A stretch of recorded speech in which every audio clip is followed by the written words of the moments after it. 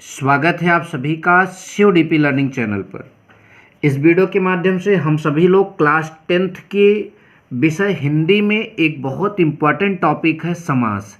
इस समास टॉपिक को बहुत ही अच्छे से और सरल तरीके से समझाने की कोशिश करेंगे।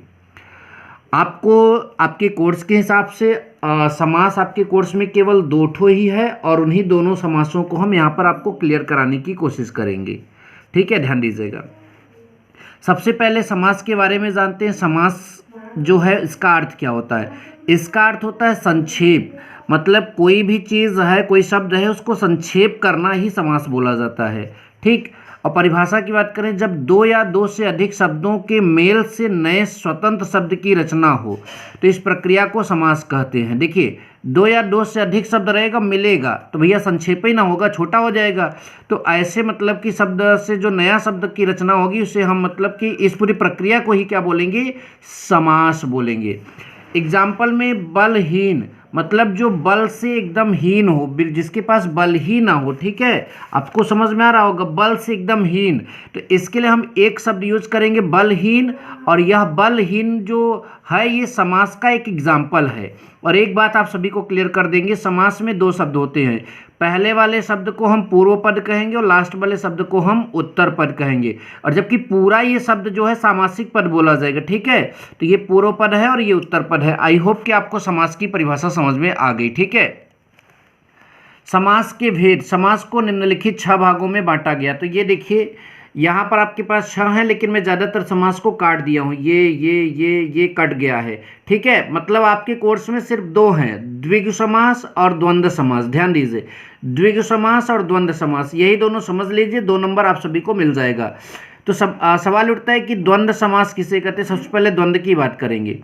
तो जिस समास में दोनों पद प्रधान हो उसे द्वंद्व समास कहते हैं। दोनों पद का मतलब होता है, देखिए हमने बताया था ना, पूर्व पद और उत्तर पद, पहला वाला पद और लास्ट वाला पद, दोनों पद प्रधान होंगे। दोनों पद का मतलब कि दोनों पद के कारण अर्थ निकलेगा, वो आपका समास द्वंद्व समास कहलाएगा। ठीक है, तो इसमें कुछ एग्जाम्पल हमने लिया है, और ये जो आपका एग्जाम्पल है इसको समस्त पद कहेंगे। जब इसको तोड़ देंगे तो समास विग्रह बोला जाएगा, और यही आपको एग्जाम में देगा करने के लिए।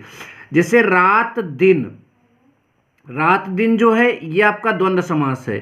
पाप पुण्य, नर नारी, रात दिन में रात और दिन दोनों मतलब कि प्रधान है। पाप पुण्य में पाप और पुण्य दोनों, और नर नारी में। इसके अलावा और भी द्वंद्व समास की एग्जाम्पल हो सकते हैं, मैं आप सबको बता रहा हूँ, अब सुनिए। पिता पुत्र, ठीक है। इसके अतिरिक्त आपका स्त्री पुरुष, हुक्का पानी, नर नारी तो यहाँ पर लिखा ही गया है।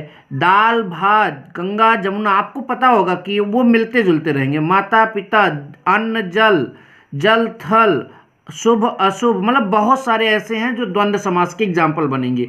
और कंफर्म है कि एक ही क्वेश्चन आपका यहाँ से आएगा और एक खुद द्विगु से आएगा। ठीक है, तो आप इसका स्क्रीनशॉट लीजिए और अपने विद्या से और चीज़ों को यहाँ से क्लियर कर लीजिएगा। ठीक है,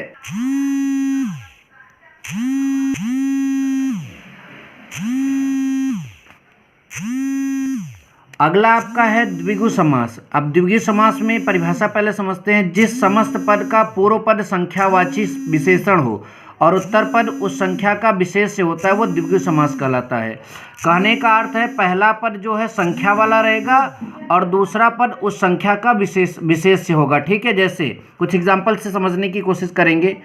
सप्त नदी, तो सप्त नदी में पहला पद जो है सप्त संख्या है। तिरंगा में पहला पद 30 संख्या है। पंचवटी में पहला पद पंच संख्या है। अष्टकोण में पहला पद अष्ट संख्या है।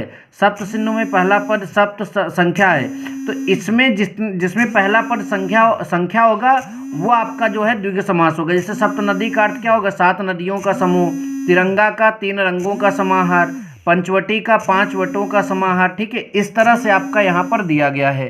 अब आप इसका फटाफट स्क्रीनशॉट लीजिए, बस आपके कोर्स में इतना ही आएगा, इससे अधिक नहीं आएगा। ऐसे और वीडियोज़ के लिए चैनल को सब्सक्राइब कर लीजिए। मिलेंगे नेक्स्ट वीडियो में। Thank you so much. जय हिंद, वंदे मातरम।